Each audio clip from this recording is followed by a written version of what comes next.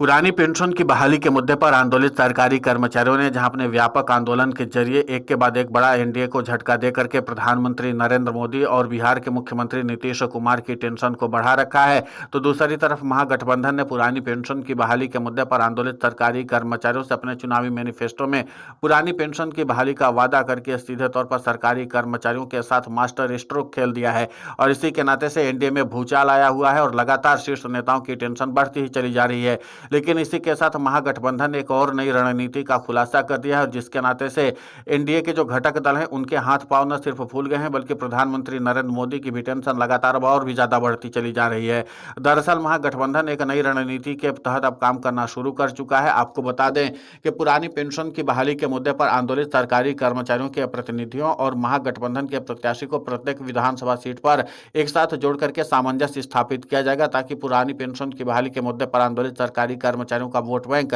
सीधे तौर पर महागठबंधन के प्रत्याशी के साथ शिफ्ट किया जा सके और इसके जरिए वोट बैंक को बहुत अच्छे से साधा भी जा सकता है। इसके लिए महागठबंधन ने खास रणनीति बना ली है। सूत्रों के हवाले से मिली जानकारी के अनुसार पुरानी पेंशन की बहाली के मुद्दे पर आंदोलित सरकारी कर्मचारियों के साथ अब संवाद स्थापित करने के लिए महागठबंधन के प्रत्याशी सीधे तौर पर बैठक करेंगे पुरानी पेंशन की बहाली के मुद्दे पर आंदोलित सरकारी कर्मचारियों के प्रतिनिधियों से। तो जाहिर सी बात है कि बैलेट वोट से लेकर के तमाम जो पारिवारिक वोट होंगे सरकारी कर्मचारियों का, उसको सीधे तौर पर स्थापित करने के लिए और उसको अपने वोट बैंक के साथ जोड़ने के लिए पूरी रणनीति बनाएंगे ये सभी सरकारी कर्मचारी और महागठबंधन के प्रत्याशी और उनके कार्यकर्ता। और इसके लिए बूथ स्तर तक की रणनीति बनाई गई है कि बूथ स्तर तक की जो पार्टी के कार्यकर्ता होंगे, चाहे वो महागठबंधन की किसी पार्टी का कार्यकर्ता हो, सीधे तौर पर पुरानी पेंशन की बहाली के मुद्दे पर आंदोलित सरकारी कर्मचारी और उनके परिवार को अपने बूथ तक लाएगा और सीधे तौर पर उनसे मतदान कराएगा, ताकि इन वोटों को सुरक्षित किया जा सके और इसी के जरिए सत्ता परिवर्तन करने की पटकथा लिखी जा सके। बिहार में सरकारी कर्मचारी इस बार सत्ता परिवर्तन करने के लिए अपनी प्रतिबद्धता दिखा रहे हैं और जब से महागठबंधन ने पुरानी पेंशन की बहाली का वादा किया है, तब से बिहार में सरकारी कर्मचारियों की सक्रियता अप्रत्याशित तौर पर बढ़ी है। अब इसी को ध्यान में रखते हुए महागठबंधन ने भी इस बार उस रणनीति का इस्तेमाल करना शुरू कर दिया जो पहले बीजेपी इस्तेमाल करती थी, बूथ स्तर पर अपने वोट को मजबूत करना। और बूथ स्तर पर अगर वोट को मजबूत कर लेंगे तो जाहिर सी बात है कि कोई भी वोट जाया नहीं जाएगा। यानी कि पुरानी पेंशन की बहाली के मुद्दे पर आंदोलित सरकारी कर्मचारियों के साथ उनके परिवार को भी अगर प्रेरित करके सीधे तौर पर महागठबंधन के जो नेता हैं और उसी के साथ जो कार्यकर्ता हैं वो लेकर के आएंगे, तो वोट इधर उधर शिफ्ट नहीं हो सकता, सीधे वो वोट महागठबंधन को जाएगा। आपको बता दें कि कई राज्यों के विधानसभा चुनाव में पुरानी पेंशन की बहाली के मुद्दे पर आंदोलित सरकारी कर्मचारियों को निराशा हाथ लगी थी। इसी को ध्यान में रखते हुए महागठबंधन के शीर्ष नेता जो हैं वो लगातार इस रणनीति पर काम कर रहे थे। अब माना यह जा रहा है कि ज्यादा इस पर प्रचार प्रसार करने से अच्छा है कि सीधे तौर पर जमीनी स्तर पर रणनीति बनाई जाए और यहाँ पर सरकारी कर्मचारियों के साथ सामंजस्य स्थापित किया जाए, ताकि सत्ता परिवर्तन करने में किसी प्रकार की दिक्कत न आए। आपको बता दें कि बिहार में सरकारी कर्मचारियों ने एड़ी चोटी का दम लगाया है, क्योंकि जाहिर सी बात है कि बिहार में अगर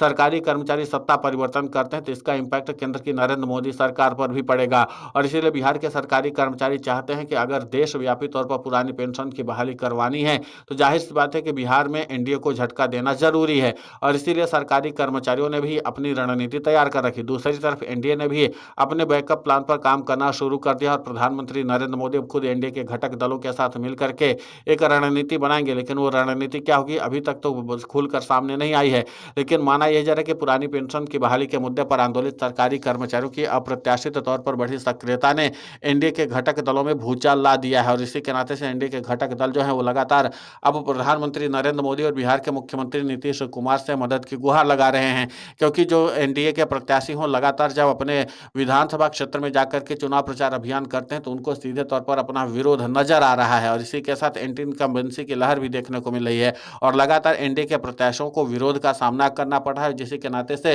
वो अपना प्रचार अभियान भी ठीक तरीके से धरातल पर उतार नहीं पा रहे हैं। और इसीलिए प्रधानमंत्री नरेंद्र मोदी बैठकों का दौर आयोजित करें ताकि इस पूरे मामले पर एक ठोस रणनीति बनाई जा सके। लेकिन दिलचस्प बात है कि इस बार महागठबंधन ने जिस तरीके की योजना धरातल पर बनाई है और जिस तरीके से आरजेडी से लेकर के कांग्रेस तक ने अपनी रणनीति को और भी ज्यादा साफ और स्पष्ट कर दिया है। सबसे अहम बात है कि इस बार पुरानी पेंशन की बहाली के मुद्दे पर आंदोलित सरकारी कर्मचारियों के प्रतिनिधियों के साथ संवाद स्थापित करने के लिए बूथ स्तर से लेकर के विधानसभा स्तर तक पर पूरी रणनीति बनाई गई। यानी कि प्रत्येक विधानसभा सीट के बूथ स्तर से लेकर के पूरी सीट का समीकरण इसी तरीके से तैयार करने को कहा गया, ताकि पुरानी पेंशन की बहाली के मुद्दे पर आंदोलित सरकारी कर्मचारियों और उनके प्रतिनिधियों को साधा जा सके। इसी के साथ जो सरकारी कर्मचारियों के परिवार बेरोजगार हैं और इसी के साथ जो सरकारी नौकरी की तैयारी कर रहे हैं युवा हैं, उनको भी इसी के साथ जोड़ा जाएगा, ताकि सीधे तौर पर जो महागठबंधन का सरकारी फैक्टर तैयार किया गया है, जिसकी चर्चा लगातार बिहार में बहुत व्यापक तौर पर हो रही है और उस पर तमाम तरह के सवाल मीडिया में भी हो रहे हैं, बावजूद इसके तेजस्वी यादव ने जिस तरीके से रणनीति के तहत ऐलान किया, उसका साफ इम्पैक्ट है कि अब महागठबंधन की जीत लगभग सुनिश्चित होती हुई नजर आ रही है। अब अगर सरकारी कर्मचारी इस योजना में सफल हो जाते हैं तो जाहिर सी बात है कि एनडीए को महागठबंधन के हाथों हारने से कोई रोक नहीं पाएगा, क्योंकि रणनीति बहुत व्यापक है और प्लानिंग बहुत तगड़ी है और इसीलिए महागठबंधन की तरफ से पूरी योजना बनाई गई है। माना जा रहा है कि इसके बाद भी कांग्रेस के जो शीर्ष नेता हैं वो इस पर और भी ज्यादा इंप्रूवमेंट कर सकते हैं, इसके अलावा और कोई नई रणनीति का इस्तेमाल कर सकते हैं, क्योंकि अभी तक सरकारी कर्मचारी बैलेट वोट के साथ साथ अपने परिवार का वोट ही तो शिफ्ट करेंगे। लेकिन इसी के साथ अगर जो युवा जो सरकारी नौकरी की तैयारी कर रहे हैं या जो बेरोजगारी की मार को झेल रहे हैं, अगर उनको भी सरकारी कर्मचारी अपने साथ जोड़ लेते हैं तो प्रत्येक बूथ पर अगर मान लेते हैं कि 100 वोट भी अगर सरकारी कर्मचारी प्रभावित कर पाते हैं तो इनकी संख्या को जोड़ते चले जाइए, तो जाहिर सी बात है कि सरकारी कर्मचारी कितना अहम रोल अदा कर सकते हैं। तो सरकारी कर्मचारियों की रणनीति को लेकर के इसके पहले भी एनएमओपीएस के राष्ट्रीय अध्यक्ष और टेवा के प्रदेशाध्यक्ष विजय कुमार बंधु ने 14 सितंबर को बिहार की राजधानी पटना में ही साफ तौर पर इस बात का संदेश दे दिया था कि अगर सरकारी कर्मचारी भाई हमारे गांव-गांव में सक्रिय हो जाएंगे और प्रत्येक बूथ पर अपनी जिम्मेदारी समझेंगे, अगर चुनावी ड्यूटी के बाद भी अपनी सक्रियता को और भी ज़्यादा मजबूत कर लेंगे, तो फिर हम पूरी तरीके से पुरानी पेंशन की बहाली के मुद्दे पर सत्ता परिवर्तन कर सकते हैं। और अगर बिहार में सत्ता परिवर्तन होगा तो कई बड़े राज्यों में बीजेपी को फिर तगड़ा झटका लग सकता है और इसीलिए बीजेपी आला कमान में भी हड़कंप मचा हुआ, क्योंकि प्रधानमंत्री नरेंद्र मोदी से लेकर के बीजेपी के राष्ट्रीय अध्यक्ष जेपी नड्डा और खुद केंद्रीय गृह मंत्री अमित शाह ने अभी तक अपनी जोर आजमाइश कर ली है, बावजूद इसके सफलता मिलती हुई नजर नहीं आ रही। खुद मुख्यमंत्री नीतीश कुमार ने भी एड़ी चोटी का दम लगा रखा है, लेकिन पुरानी पेंशन की बहाली के मुद्दे पर आंदोलित सरकारी कर्मचारियों ने बहुत व्यापक तौर पर पहले से ही एंटी इनकम्बेंसी का माहौल पैदा किया है और उस एंटी इनकम्बेंसी का माहौल अब मुख्यमंत्री नीतीश कुमार से लेकर के प्रधानमंत्री नरेंद्र मोदी तक के लिए गले की फांस बनता हुआ नजर आ रहा है। और इसीलिए इस बार महागठबंधन ने व्यापक तौर पर काफी डीप रणनीति बनाई है, ताकि बूथ स्तर पर ही अगर वोट को सहेजा जा सकेगा तो फिर उसके बाद इस वोट को सुरक्षित तरीके से डलवाया भी जा सकेगा और इसके नाते से अपने वोट को आधार जो है उसको मजबूत किया जा सकता है। सबसे अहम बात है कि राहुल गांधी जो वोट चोरी का मुद्दा उठा रहे थे उसमें भी इसका अहम रोल हो सकता है, क्योंकि कई बार वोट को इधर उधर हेर फेर के हिसाब से रखा जा सकता है, लेकिन अगर महागठबंधन के प्रत्याशी को प्रत्येक बूथ से एक एक वोट की जानकारी मिलती रहेगी तो फिर वोट चोरी का मुद्दा सीधे तौर पर पकड़ा भी जा सकता है। तो कुल मिलाकर के कि बीजेपी की जो ज़मीनी रणनीति है उस पर भी महागठबंधन ने डाका डाल दिया है और उस पर अपनी योजना को पूरी तरीके से इम्प्लीमेंट कर दिया। फिलहाल इस पूरे घटनाक्रम को लेकर के आपकी प्रतिक्रिया बहुत महत्वपूर्ण होती है, आप हमें कमेंट करके ज़रूर बताएँ। साथ ही पुरानी पेंशन की बहाली के मुद्दे पर हम लगातार आंदोलित होकर के खबरें चला रहे हैं। आप हमारे समर्थन के लिए चैनल को सब्सक्राइब करें, खबर को ज़्यादा से ज़्यादा शेयर करें ताकि पुरानी पेंशन की बहाली का मुद्दा और बुलंद हो।